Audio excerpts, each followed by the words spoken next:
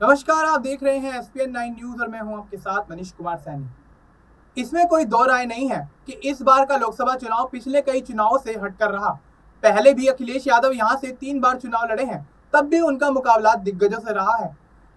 इस बार भी उनका मुकाबला भाजपा के उस उम्मीदवार से हुआ जिसने पिछले चुनाव में उनकी पत्नी को हराकर उनसे यह गढ़ फतेह कर लिया था। दोनों ओर से कन्नौज संसदीय सीट पर कामयाबी के लिए खुद दांव पे चले गए हैं। अब देखना यह होगा कि कौन किस पर भारी पड़ रहा है। यह तो खैर अगले महीने 4 जून को पता ही लग जाएगा। इस चुनाव ने सपा और भाजपा दोनों को आसमान से उतारकर जमीन पर मेहनत करने को मजबूर कर दिया है। पहले कन्नौज का सांसद और बाद में सूबे का मुख्यमंत्री रहते हुए यहाँ के लिए कराए गए कामों का हवाला देकर मैदान में उतरे अखिलेश यादव के लिए भी यह चुनाव आसान नहीं रहा। नामांकन के आखिरी दिन से ठीक पहले तक सस्पेंस के बीच आखिरकार उनके नाम का ऐलान किया गया। उसके पहले हालांकि वह कई बार यहां से लड़ने का इशारा दे चुके थे, लेकिन बाद में खुद मैदान में आने से बचने की रणनीति तैयार की थी। जब उन्होंने यहां से अपने भतीजे तेज प्रताप यादव को उम्मीदवार बनाया तो माहौल बदल गया। खुद सपा के लोग ही इस फैसले पर हैरानी जताने लगे। भाजपा ने इसे सपा का डर बताकर हमला बोलना शुरू कर दिया। आखिरकार 2 दिन में ही सपा को अपना फैसला बदलना पड़ा। चुनाव के दौरान भी अखिलेश यादव को यहाँ कई बार आना पड़ा। नामांकन के अगले ही दिन वह रसूलाबाद से चुनावी रथ में सवार होकर निकले। अपने रोड शो से उन्होंने अपनी ताकत दिखाते हुए भाजपा को चुनौती दी।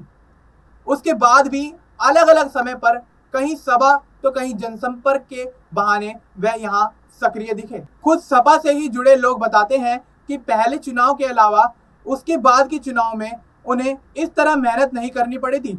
खुद अखिलेश यादव को भी पता है कि इस बार चूकने का मतलब लंबे समय तक पार्टी को उभरने में समय लगेगा। इसके बावजूद उन्होंने यहाँ ताल ठोका। दूसरी तरफ देश और प्रदेश की सत्ता पर काबिज भाजपा अपनी जन कल्याणकारी योजनाओं के साथ ही राम मंदिर और प्रधानमंत्री के चेहरे को आगे करके मैदान में उतरी थी। सपा से मिल रही चुनौती को ध्यान में रखते ही भाजपा ने उसी तरह अपनी रणनीति भी तैयार की थी। खुद सांसद सुब्रत पाठक अखिलेश यादव पर हमलावर होने के साथ ही खुद को मोदी का परिवार और 400 पार के नारे के साथ ही राम मंदिर निर्माण को सामने रखते रहे। दोनों में से किसका पैंतरा कामयाब होता है, इस पर सभी की निगाह लगी हुई है। वर्ष 2000 में हुए उपचुनाव के दौरान पहली बार मैदान में उतरे अखिलेश यादव के सामने बसपा ने पूर्वांचल से दिग्गज चेहरा अकबर अहमद डंपी को मैदान में उतारकर राह मुश्किल कर दी थी। उस चुनाव में खुद मुलायम सिंह यादव ने मैदान में उतरकर अपने धोबी पछाड़ दाव से बसपा उम्मीदवार को चित्त करते हुए अखिलेश यादव को पहली जीत दिलवाई थी। देखा जाए तो इस बार मामला थोड़ा अलग है। अखिलेश यादव खुद ही पार्टी के मुखिया हैं। ऐसे में उनके सामने खुद के साथ ही पार्टी का बेड़ा पार लगाने की भी दोहरी चुनौती रही है। इससे उबरने में वह कितना कामयाब हुए हैं, यह नतीजों से पता चलेगा।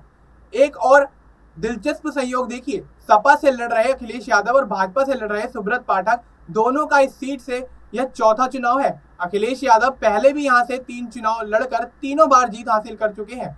इस सीट से यह उनका चौथा चुनाव है। इससे ठीक पहले 2019 के चुनाव में वह आजमगढ़ सीट से जीते थे। उनके सामने इस सीट से मौजूदा सांसद सुब्रत पाठक का भी यह चौथा चुनाव है। 2009 में अपने पहले चुनाव में वे अखिलेश यादव के सामने उतरे थे। तब अखिलेश यादव उस वक्त को जीतकर इस सीट से लगातार 3 जीत के साथ हैट्रिक लगाने वाले पहले सांसद बने। सुब्रत पाठक को तीसरा स्थान मिला था।